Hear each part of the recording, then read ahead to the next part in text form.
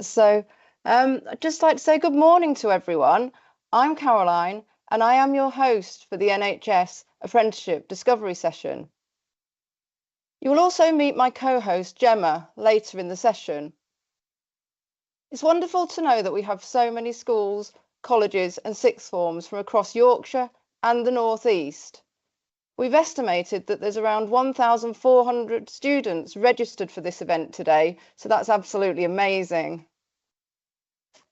So teachers, you can put your questions into the Q&A box and we will try and answer as many as possible during the session. The NHS employs about 1.4 million people in England, and it's the largest employer. It's also one of the fastest growing sectors.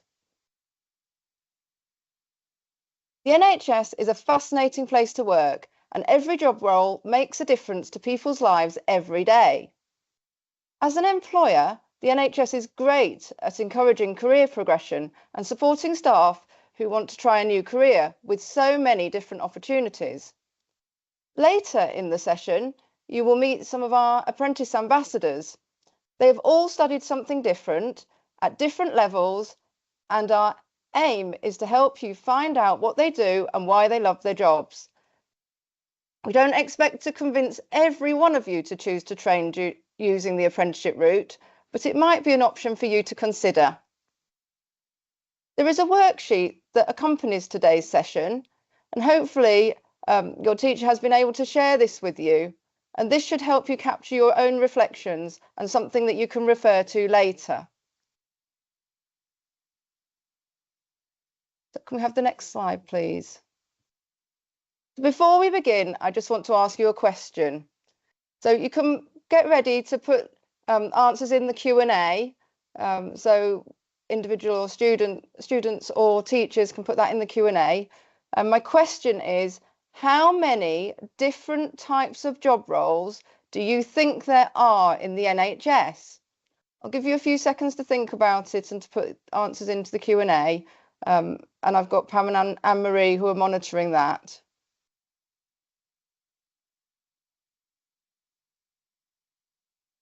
Pam, let me know if any answers come through.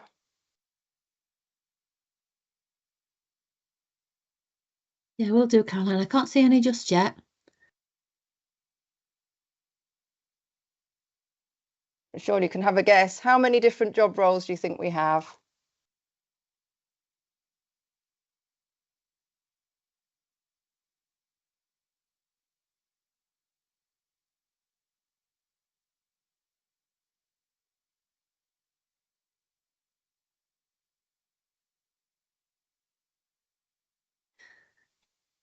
Also, somebody from Tapton School suggested that we might have 50. Oh, I think we could try a bit more. I know. Somebody else said 200. Somebody else said 500. We've got quite a few answers coming through now. Oh, maybe not quite 500, but we're getting there. Any more before I reveal the answer? No, I think that's it. Okay, if we could move to the next slide, please, Edgar. Thank you. So the correct answer is over 350 different job roles. So if you've got anywhere close to that, I mean, even 200 and 500 were good guesses, but yeah, so you might be surprised that we've got 350 different job roles. So in the NHS, our workforce is not only made up of doctors and nurses. The teams in pharmacy make sure the right medication is given in the right amount for our patients. We also have scientists who help us diagnose illnesses so that we can give the correct care and treatment. We will hear from Kirsty about apprenticeships in healthcare science. Engineers design and maintain essential equipment. Our therapists support patients to improve their physical health and mental health.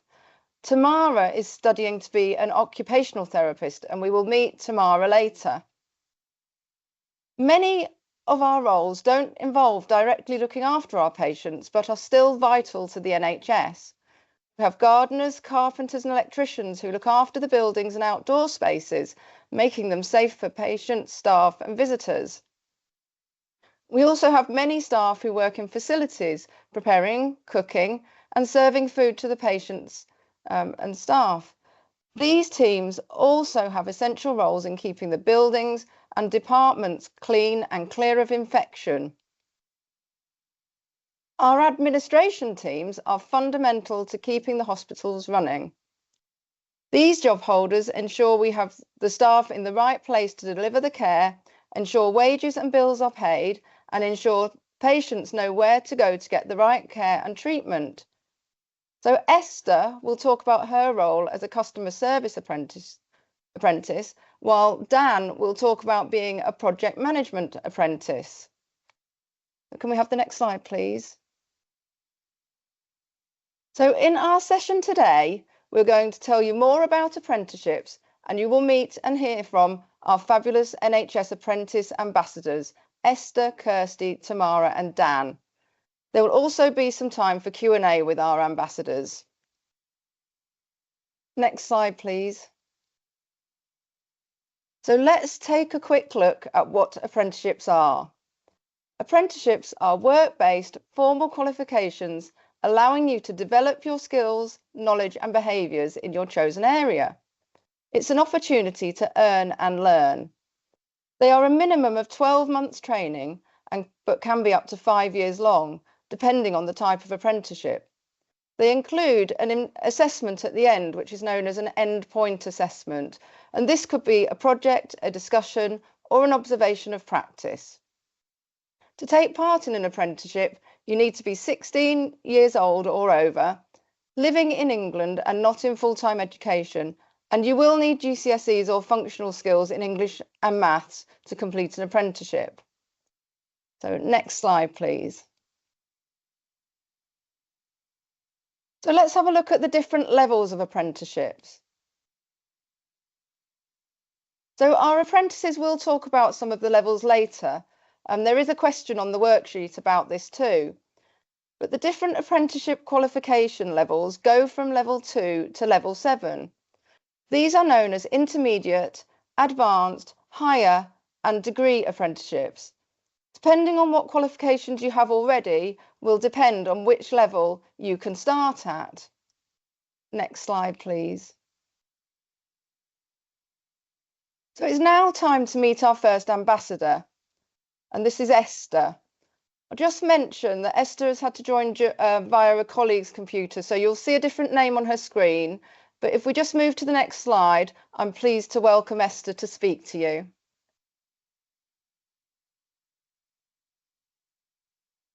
Hi everyone, I'm Esther and I'm a proud customer service apprentice working at a level 2. I work across clinical immunology and allergy at the Northern General and dermatology at the Hallamshire Hospital. Next slide, please.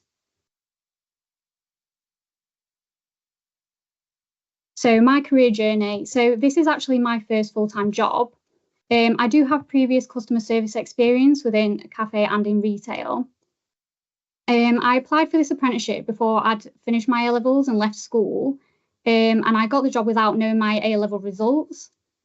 I started full-time work 2 weeks just after leaving school, and I was sent the job advertisement from the NHS website, which is a really great place to see what apprenticeships are available to you. The apprenticeship is a really great way to gain experience. It's not dependent on A-level results. Previously mentioned, it is dependent on GCSE entry requirements.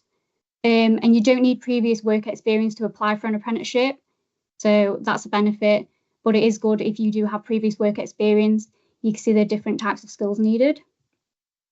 Next slide, please. So inspiration for the role. So I was unsure about attending university due to the cost and because I was unsure about what I would study or what I wanted to do in the future. I knew I was going to have a gap year after my A-levels. So it was a really great way to fill the gap to decide what I want to do in the future. I liked the formality of the workplace over just classroom learning. So an apprenticeship seemed like a really good way to get that balance. None of my friends are doing apprenticeships, so it's something that makes me stand out against people my age. And my apprenticeship is 15 months in total. So like I said before, it fills out that gap year really nicely, gives me time to have experience in the workplace, but also still be in a learning environment. So opportunity for progression. So you develop really good transferable skills like time management, communication, professionalism, and problem solving. That's definitely something that you learn working within the NHS. There is an opportunity for you to apply for another apprenticeship once you've finished, or be employed where your placement is, or you can use your skills and apply them elsewhere. And there's lots of opportunity to progress within the trust or outside of it. Next slide, please. So experience, benefits of being an apprentice, and what I enjoy about the role. So the big one would be the discounts that you get. I'm sure you've all heard about the NHS discount, but because you are an apprentice, you can apply for student discount as well. I personally use this for student travel, so I get on the bus for cheaper, which is really useful getting to and from work. The term apprentice actually means staff are more understanding of the position you're in. They're less likely to overload you with work, and they're more understanding of the fact that you might need help or you might need things explaining to you, which is really helpful. You're not tied to a permanent job role, which is really nice, especially if you're considering filling in a gap year or you're not too sure about what you want to do in the future. It has elements of learning while you earn. So you are in a full-time job. I attend college once a month and I work Monday to Friday. It's a good opportunity to work with people and provide an important service within the UK. You get to experience working alongside great staff within a busy organisation. So if you like being kept on your feet, working with people, demonstrating those people skills, it's a really good opportunity to prove that to people. And the work can be very demanding, but it offers high job satisfaction. And doing this for 6 months already, I can really see that that's paying off, and I can see the difference that it makes to people and staff as well. But yeah, that's everything. Thank you for listening. Oh, that's brilliant. Thank you, Esther. Pam, are there any questions in the chat for Esther? Or if we just give a few moments, hopefully people will be able to put their questions in.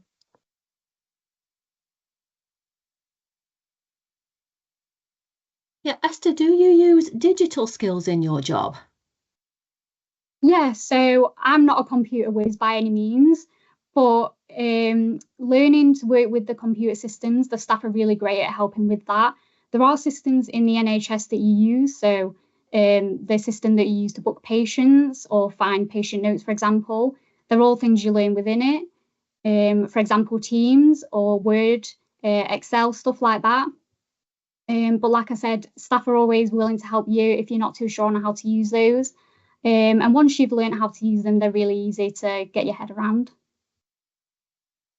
Thank you. I've just got another quick question, Esther. What does your day look like? So my typical day is arrive at work and make sure that the reception area is set up. So the touch screen pads for when patients need to come in. Even something as simple as making sure the blinds are open, so when patients are waiting, they're not sat in a dark, gloomy room. As well as greeting other staff members, greeting patients, getting on with the work, setting up my computer, making sure I know what rota I'm doing and what job roles I'm fulfilling for the day. It is dependent on the day, so I do know that in advance, but keeps you on your toes. And just making sure that I know what I'm doing throughout the day. And like I said, just great communication with other members of staff to make sure that patients are receiving the care they need. Thank you. So do we have any more questions, Pam, or shall we move on?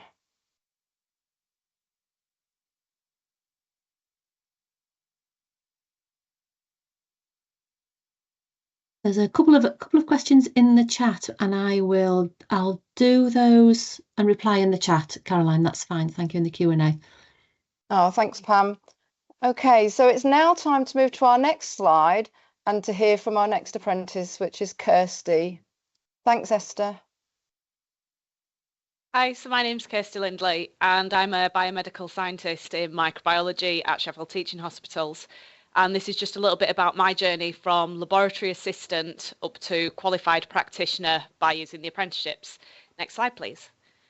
So my journey, I guess, begins in the same way as most people. I did my GCSEs when I was 16, but at that point, I really didn't know what I wanted to do for a career, and I didn't really want to go to university and commit to something. So I went to work full time in retail for a couple of years, which was an absolute experience.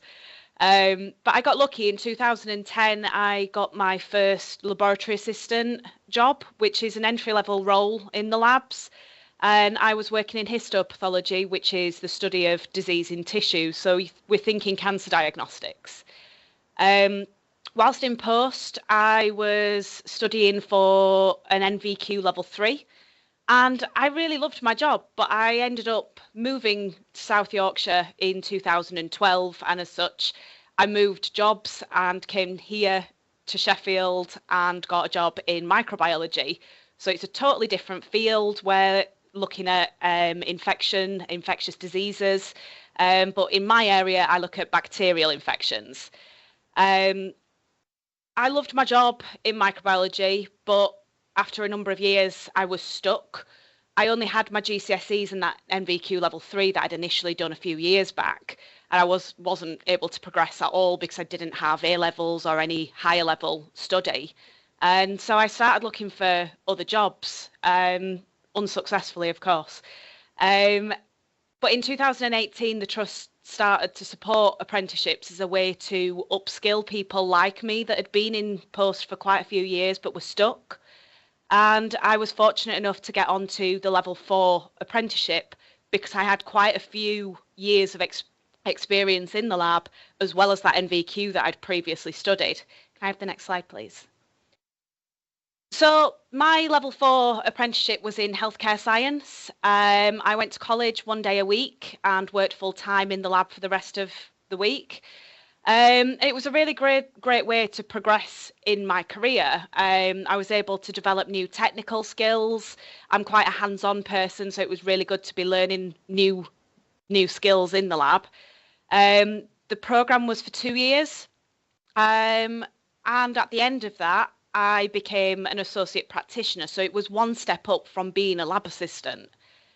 It really gave me the love for my job again, because like I said, I'd got a little bit bored after a number of years of not being able to do anything else. And fortunately for me, after the level 4, my department chose to have a go at supporting the level 6 as a way to create a full progressionary path. Can I have the next slide, please? So the level 6 was the degree apprenticeship, and that was in biomedical science. So that was a lot more specific to the area that I work in. I attended Sheffield Hallam University, again, 1 day a week, and the duration is university specific. And it also depends on what modules you did at previous levels. So I actually did my degree in 2 years, which was an absolute whirlwind, and it was an awful lot of work, but it was absolutely doable. Whilst at work, I was treated as a trainee biomedical scientist. So again, I was able to learn more new skills on the job. And one of the big things that really helped me as an apprentice and in my studies was a lot of the theory that I was learning in university, I was able to see actually happening in real life in the lab. One of the great things, particularly at degree level for the apprenticeships, is that you know that you're studying the right degree. So for us in biomed, not all biomedical science degrees are weighted the same, and the universities aren't particularly forthcoming in telling you that. So one of the big things is that I knew I was studying the right degree for the job at the end, and it also included being able to do what we call a professional portfolio alongside. So at the end of that, I was able to apply for jobs. Can I have the next slide, please? So the apprenticeships are a really great way to follow a full career path, right from assistant up to qualified practitioner, but it's not without its challenges. I found it really hard in the level 4 to find that balance between home, work, and having time to do some sort of study. It was really, really challenging, but I think the level 4 set me up for a really good pathway in the level 6 degree. A little bit unique to me, I was in my 30s when I went back as an apprentice, and that in itself was a challenge. Mentally going back into a college as an adult took a little bit of getting used to, I'll say, but it shows that you can go back and retrain if you want to. When I did the level 4, I was part of what was called a pilot year. So it was brand new to the college and it was brand new to us in work. So again, there was some challenges that we all had to kind of overcome, learning that balance of what time I needed and the support that I needed. And it was a huge academic jump. You know, I'd been out of formal education for quite a lot of years, but with the right support, which is what you get as an apprentice, it was absolutely achievable. On to the next slide, please. So ultimately, my apprenticeship journey has been extremely successful. I've gone from laboratory assistant to a qualified biomedical scientist. I graduated my degree a couple of years ago with a first class honours. I also completed the required professional portfolio, which has allowed me to gain employment as a biomedical scientist here at Sheffield. And I really love my job. It's great coming to work knowing that I make a difference every day to people's lives. Yeah, I can't recommend the apprenticeship routes enough. Are there any questions?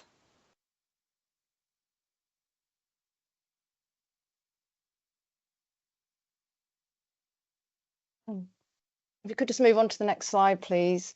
So thank you very much, Kirsty. And Pam, are there any questions yet for Kirsty?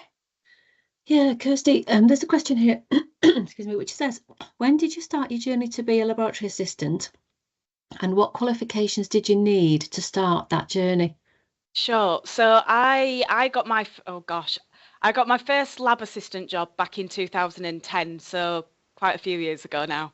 The entry requirements have changed a little bit now to what they were, but at the time it was just GCSEs and a general interest in the area that I was applying for. Now I'm aware in South Yorkshire that has changed a little bit over recent years.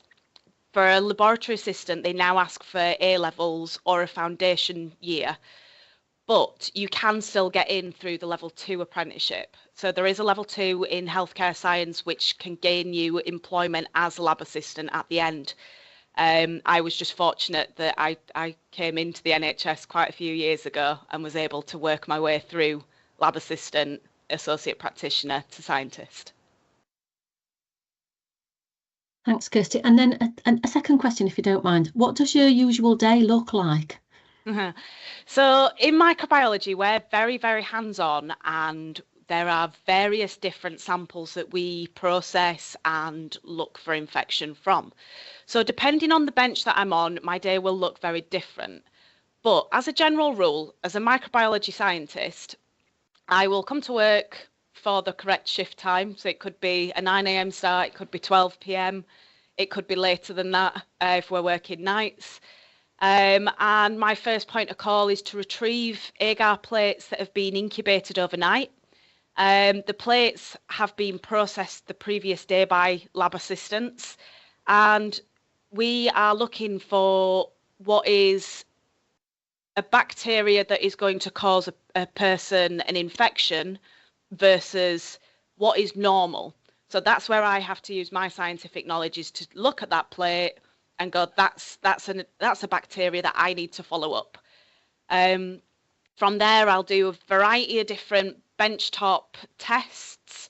I might do some gram film, so looking down microscopes, seeing if I can see bacteria in blood or in a pus sample. And at the end of all of that, I'll enter that into a patient's record. That then gets sent to our consultant microbiologists, and they will decide from our results in the lab what antibiotics to give you as a patient.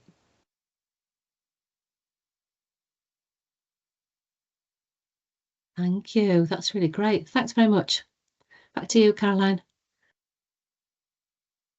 Okay, thank you very much, Kirsty. If we could just have the next slide, please.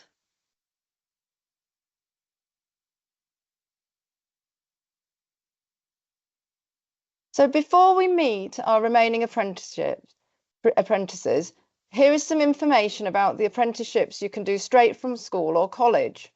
These apprenticeships are usually level 2 or level 3 and take 12 to 18 months to complete. You will need fewer qualifications to join these types of apprenticeships, but you will need maths and English GCSE grade 3 or above, or the equivalent functional skills. Whatever subjects you are studying or are passionate about, there will be an apprenticeship for you. So for example, if you love IT and everything digital, clinical coding or data analysis or IT technician could be for you. If you like maths, Excel and attention for detail, something like finance could be for you. So there's a few just listed on the slide there, different examples that you can enter after school. So we could have the next slide, please.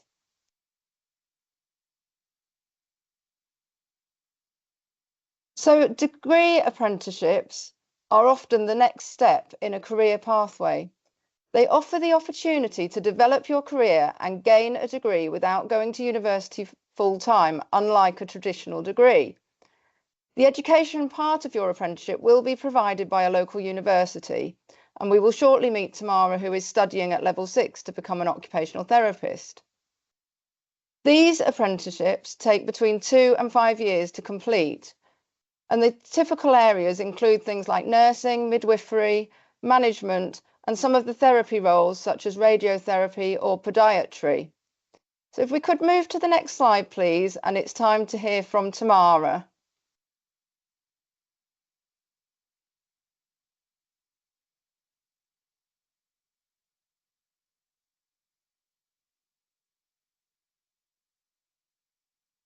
Hello everyone. So I'm Tamara Kerrins and I'm an occupational therapy apprentice. I study at the University of Huddersfield and work within the South West Yorkshire NHS Trust. Next slide, please. So first off, many of you are probably wondering what occupational therapy is. Most people would think of occupation as their job, but an occupational therapist sees occupation as anything and everything that you want or need to do in everyday life. These are usually broken down into 3 areas. The first is self-care. This could be as basic as washing, eating or sleeping. The second area is productivity, and this would include working, studying, caring for someone or domestic activities like cleaning a house and doing laundry. And the final area is leisure. So this covers all the things that you love to do in your spare time, like hobbies, socialising and playing sports. So now we know what an occupation is. An occupational therapist is someone who supports clients to complete any occupations that are meaningful to them if they're struggling to do so. And everything is focused on your well-being and your ability to participate in activities. Next slide, please. So now I'm going to speak a little bit about my career journey. So when I was at college, I enjoyed studying psychology. I didn't really know what I wanted to do as a career, so I followed my interests and applied for a place on the forensic psychology course at Leeds Trinity University. And whilst I was there, I did a placement at a mental health hospital in Harrogate. I was placed within an occupational therapy team, and at this time I had no idea that occupational therapy existed, let alone what they did. I was really inspired by the work they did and the impact that this had on the patients within the hospital. And from this moment, I knew I wanted to be an occupational therapist and work in a mental health setting. So then I researched how to become an OT, and as I had an undergrad degree, I could then apply for a master's course, but this was too expensive, so I began working in mental health services to gain experience in this field. Next slide, please. So my first job in healthcare was in a child and adolescent mental health hospital in Sheffield, and my job role was a healthcare support worker. The children here were detained under a mental health section and couldn't leave the hospital or the ward unless accompanied by staff. And in this role, I would spend my days supporting young people who were experiencing serious mental health problems by keeping them safe from themselves and others. I would listen to them and make sure they felt heard. I played games, watched films, facilitated art sessions and promoted self-care. In my role as support worker, I also observed and helped to facilitate some occupational therapy sessions just to gain more experience with the role of OT in mental health. I then moved to a hospital which was much closer to home, and this was an adult female low secure mental health hospital. I started here in a support worker role similar to the one in my previous job, and after around a year progressed into an OT assistant role. And my job as an OT assistant was to follow the direction of OTs to provide opportunity for patients to engage in meaningful occupation. And remember, this can be anything they want or need to do that's important to them. There were no opportunities for me to progress my career towards becoming an OT within this company. So then I found a vacancy within the NHS, which is where I work now and have done for the past 5 years. Next slide, please. So the job I applied for in 2019 was occupational therapy assistant, and the role was very similar to my previous role, but I was now working in a forensic, low-secure mental health hospital. So this hospital cares for men who have been in contact with the criminal justice system, and they usually spend a lot of years in hospital. When I was an OT assistant, I ran a lot of group sessions. I supported people with maintaining the skills that they already have, such as cooking, engaging in leisure occupations like art and crafts, gardening and computer games. And in 2020, I gained a promotion from OT assistant to associate practitioner. In this role, I supported patients who needed to develop their skills. So it was a lot of the same activities with people, but the clients that I was working with now had poorer skills, meaning I was teaching people how to cook, how to manage their time, and support them in identifying activities that are meaningful to them. And in 2022, I gained a place on the OT apprenticeship. So this is a 3-year course that will end with me becoming a registered OT. And over the past 2.5 years, my skills have developed a lot. I do a lot more assessments and design treatment plans that the OT assistants carry out. Next slide, please. So I choose an apprenticeship. I have a lot of debt from my first degree. And with the apprenticeship, the fees for the 3-year course are paid for by your employer. With the apprenticeships, you can also start working in an entry-level job and gain qualifications in level 2 to 7, and these will help to get promotions within the area that you work in. The apprenticeship I'm doing is a level 6 degree, which means I'll be able to get a promotion as a qualified OT with a salary of £28,500 at the end of the course. Another thing that was really important to me when I applied for this course was that I would still receive my regular pay for the job that I'm in and not an apprenticeship wage. And throughout my time learning, I've had the opportunity to work alongside experienced professionals, and I'm applying my learning to work as soon as I learn it. This would be different if I'd done an undergraduate degree, as I would have had to wait until placement to apply my learning. Next slide, please. And why would you choose occupational therapy? So OTs are fundamental to health and well-being. They enable people to have fulfilling lives at home, work and school and everywhere else through meaningful occupation. It enables them to manage their health and care needs and do the occupations that they want, need and like to do. And by helping people live well for longer, occupational therapy saves money and reduces the pressure on health and care services. I'm hoping that as I've gone through this presentation, I've put across that occupational therapy is a very rewarding career and that every day can be different. OTs work in a whole range of environments, from children's services to older people's, stroke and neuro services, mental health, prisons, schools. Anyone with any deficit can benefit from having an OT, and you can make a real difference to the lives of people you're working with. So thank you for listening, and if you have any questions, please drop them in the Q&A box. Thank you, Tamara. That was great. So Pam, are there any questions yet for Tamara? There are, yes, thanks. Hi, Tamara. Can an OT assistant work with kids, or is it mainly with adults? No, yeah, so within occupational therapy teams, you work with children from newborn, and you can work right up to older people. Yeah, there's people work in OT assistants can work in schools, they can work in children's hospitals. Yeah, there's lots of experience across the whole age range. Thank you. And what are the exciting experiences you've had within your role? What's been exciting for you? I think in most recent years would probably be me developing my kind of clinical reasoning and being able to really understand what a service user might need in terms of their treatment plans. Thank you. Back to you, Caroline. Thanks, Pam and Tamara. So if we can move on to the next slide, please.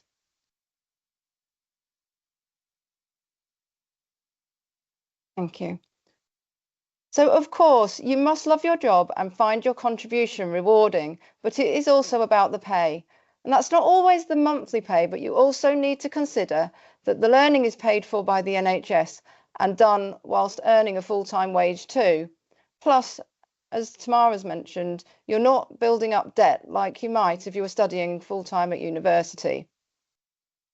The NHS discounts are also great. And we have a blue light card, which means things like cheaper holidays, cheaper car loans, and great discounts in loads of shops, attractions, or restaurants.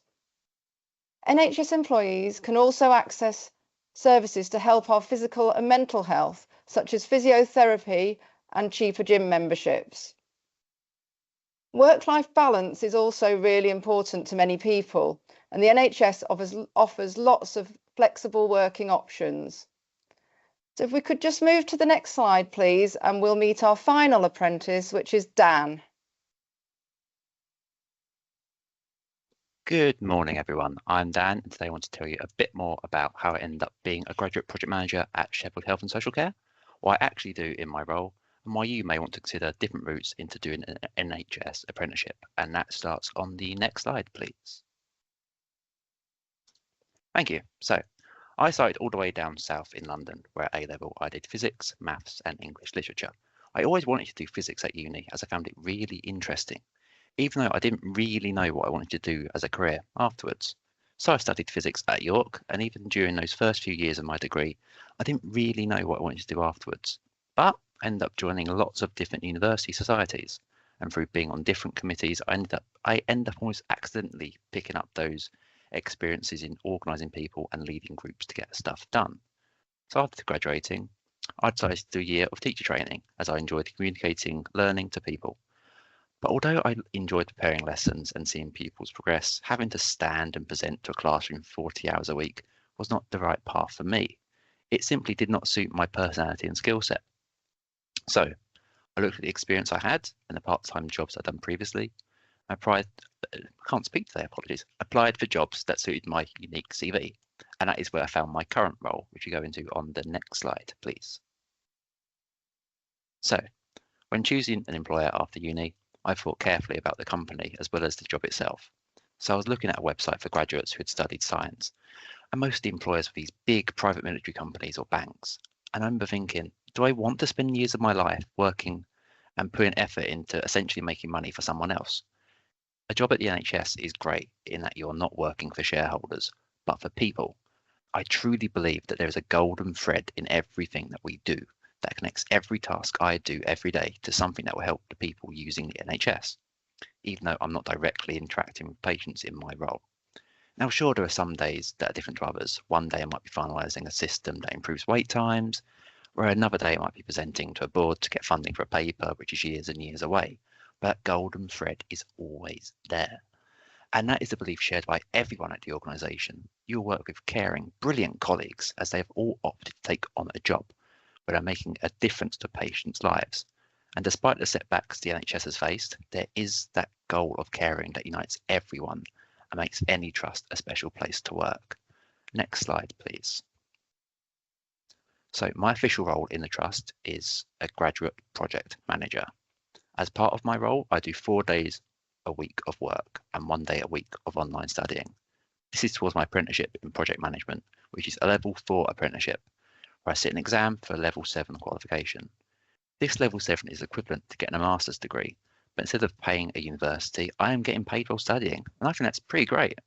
In this course, I learn about the actual theory of project management and everything you're meant to do as a project manager. But it also teaches me those skills I can use elsewhere, so like leading teams and communication. Now, this is about a 15-month course that ends with 2 exams. The first one's a typical written test of the theory, which I've received a lot of support and practice papers for. The second is basically a presentation of everything I've done in the role, where I get to explain different skills I've used in my day-to-day job. This is what I've been collecting the portfolio for. And even though it's an hour of speaking, I am excited to talk about different things I've been working on. So the course is taught online through an interactive website made for people learning to be project managers. Honestly, it's been like going back to school in terms of, you study independently and then learning from others in a group. And I've found that kind of online tutor-led style a really effective way to learn. It's important to note that for this role, I did need a university degree to apply. So, I had to go to uni beforehand. So depending on your previous level of education, you may only be able to do that level 4 component. Next slide, please. So what is a project manager? Essentially, we're the organisers of the office. Our bosses give us a bit of work that needs doing, and we work out how we're going to make that work happen. So as graduate project managers, this work has ramped up slowly. We started off last year with just helping out with projects, writing some documents, and basically helping out while we learned from the qualified project managers how to do the job. But now we're about 18 months in, we're essentially acting like full-time project managers. I'm currently the project manager for my own projects. The best part of the job for me is the sheer variety of people you get to work with. When putting projects together, I speak to people in IT, finance, nurses, psychologists, cleaners, big owners of big companies, basically anyone and everyone. You get a real unique insight into any place you work at. And for me, that's meant learning a lot more about the people who receive mental health support in Sheffield. It's been really eye-opening, and going back to the idea of that golden thread, I can see how everything I do and everything my colleagues work on improves the service. Can I have the final slide, please?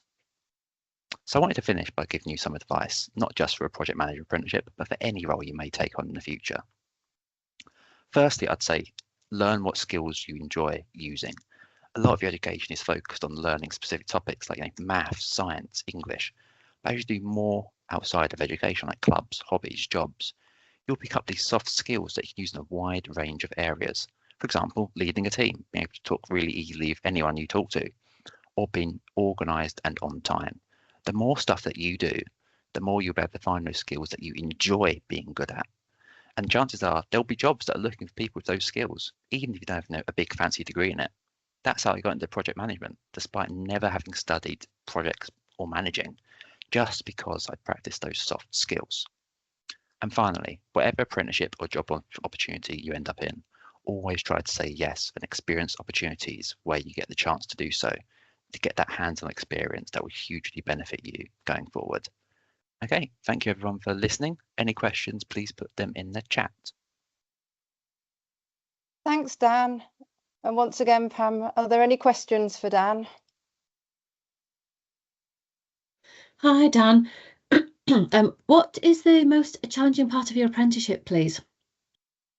That's an interesting question. I think the most challenging aspect just has been, as we progressed, keeping that time to study independent from the time of working. So I think at the start it was quite easy to go, okay, 4 days a week of work, 1 day a week of sitting down, studying, learning how to manage projects.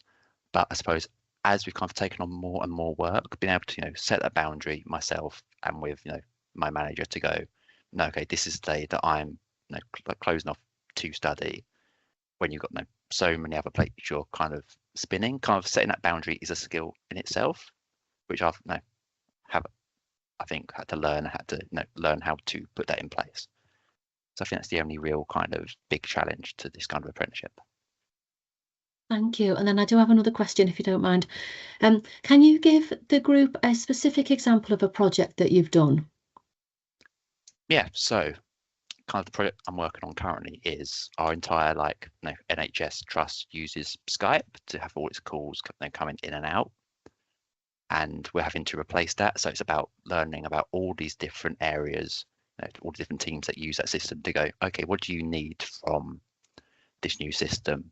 How would you use it? And you'll find out so many different ways that people just use what is essentially a phone. I'm learning so much about, okay, a team that has to, our estates team that just moves things from one place to another. There's so much different way to, for example, we're talking therapies team who need to, are much more dependent on calling in their day-to-day work. So it's kind of a big project. I'm learning a lot about just the NHS in general. So I'm really enjoying my work on it. Thanks very much, Dan. And did you need any specific qualifications to start your journey in the NHS? Because you mentioned that you started on a graduate programme. Yeah, I think specifically for this apprenticeship, where it's at level 7. So for that, I did need a degree to start that.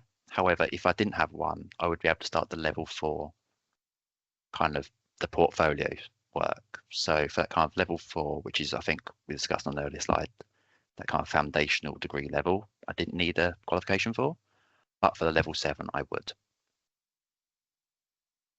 Thank you. Back to you, Caroline. Oh, thanks, Dan and Pam again. If we could just move to the next slide, please. I'll hand over to Gemma for some final information before we come towards the end of the session. Thank you. Thanks, Caroline. So here are some of the key points we've learned. Remember that an apprenticeship is a job role and comes with all the benefits of being employed in the NHS. You get a generous holiday entitlement, a wage, that really important employer support throughout the programme, and the opportunity to learn while you earn. Taking part in an apprenticeship is a commitment to the learning and development provided by the NHS and a fantastic opportunity to gain a recognised qualification whilst getting really valuable work experience and a salary. As you've heard from our ambassadors, every day is different working in the NHS, and even though many of our roles are not clinical or patient facing, they all make a difference every day. Next slide, please.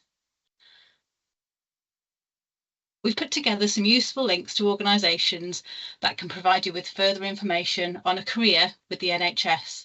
Health Careers is a website to look for careers, and you can take the quiz if you're not sure which role is for you. You can register for yourself and create an account too. NHS Jobs is where you can search NHS employers for those apprenticeship vacancies in your chosen field. Vacancies are advertised months ahead of the start date so that we can get all of our checks and references completed in good time. For example, an apprenticeship vacancy may be advertised in April, but the start date may not be until September. A couple of useful websites for finding out more about apprenticeships in general are the Institute for Apprenticeships and Technical Education and Amazing Apprenticeships. There are lots of different types of apprenticeship training programmes to choose from. You can also find out more by looking on the CIREC Health and Social Care website apprenticeship hub page. There's advice on how to apply for vacancies, but also hints and tips to help you apply and also prepare for your first day in your new job. There is further information to be found online and on your worksheets, which includes the resources we've just discussed and shared. If this session has sparked your interest in working for the NHS or has made you consider an apprenticeship, please use the resources provided for more guidance on apprenticeships in the NHS. Next slide, please. So this week is National Apprenticeship Week. It's a celebration all about apprenticeships, and we hope this discovery session has helped you understand what life is like for an apprentice and inspired you to consider a career in the NHS. We would be delighted if you came to join us in the NHS now or in the future. Here are some likely apprenticeship vacancies coming soon. We're expecting adverts in the next few months for Level 2 Proud Apprentices or the Customer Service Practitioners, Level 2 Healthcare Support Workers, Level 2 Healthcare Science Assistants and Level 3 Dental Nurses. The start dates vary, but likely to be for around June or September 2025. If you're interested in an administration or business support role, you should keep an eye out for the Level 2 Administration Assistant Apprenticeships, as this is a new apprenticeship that we've got planned for September 2025 onwards. The vacancies mentioned are for South Yorkshire or West Yorkshire, and we know we've got some students from other areas in the north and other parts of Yorkshire. You can also look at NHS Jobs for vacancies in your local area.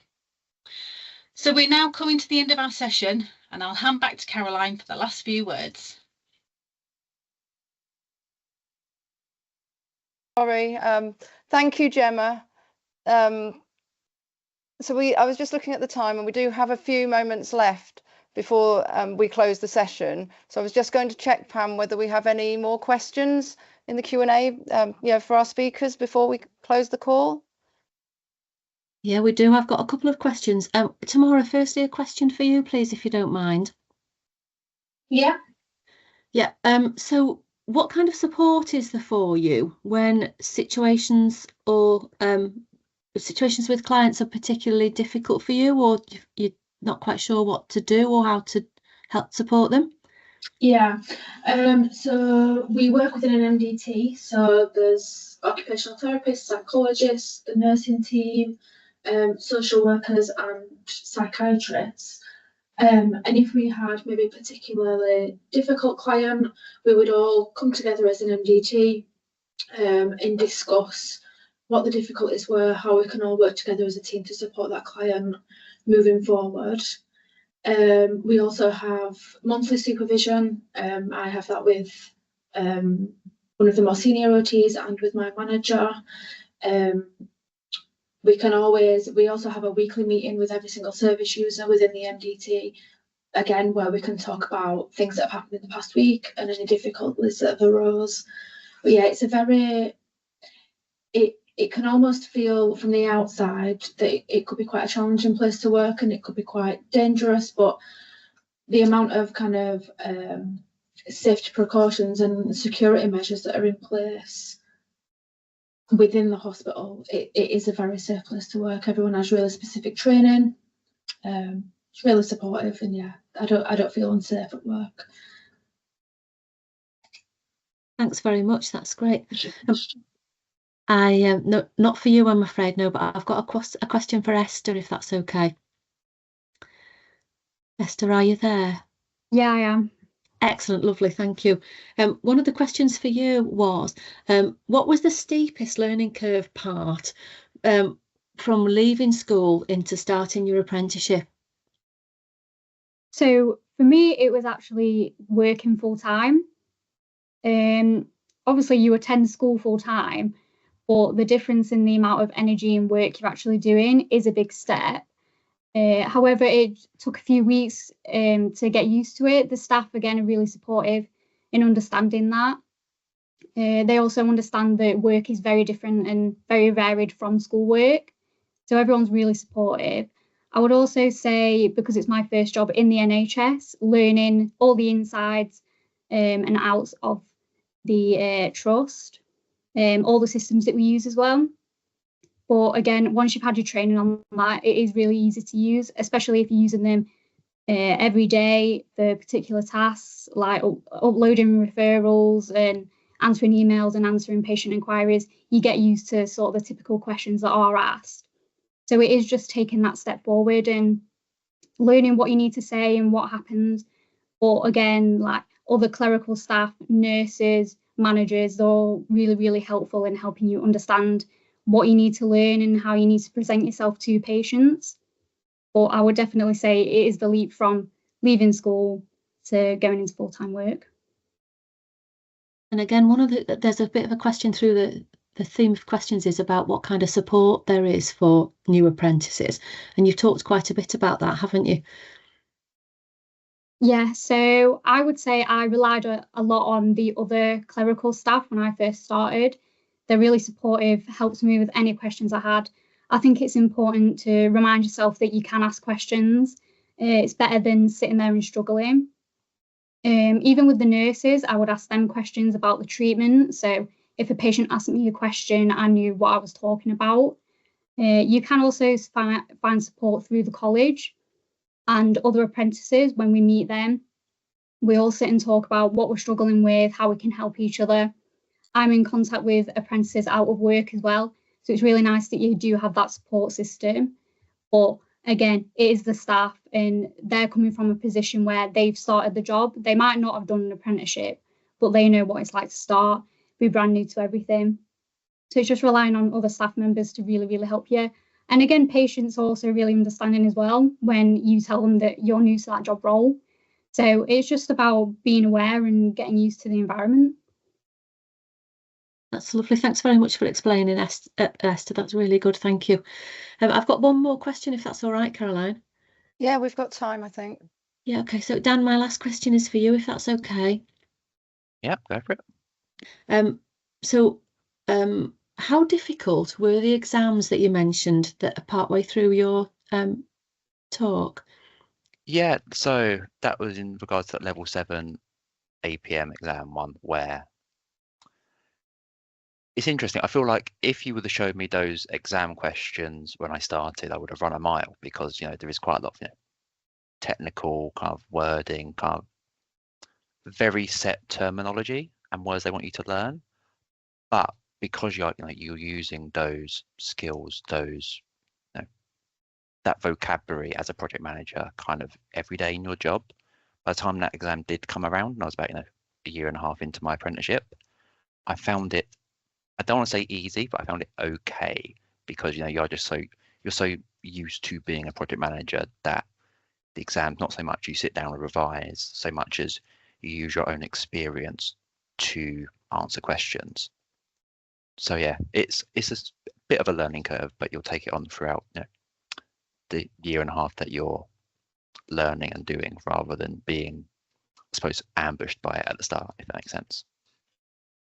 Yeah, that's great. Thanks very much, Dan. Back to you, Caroline.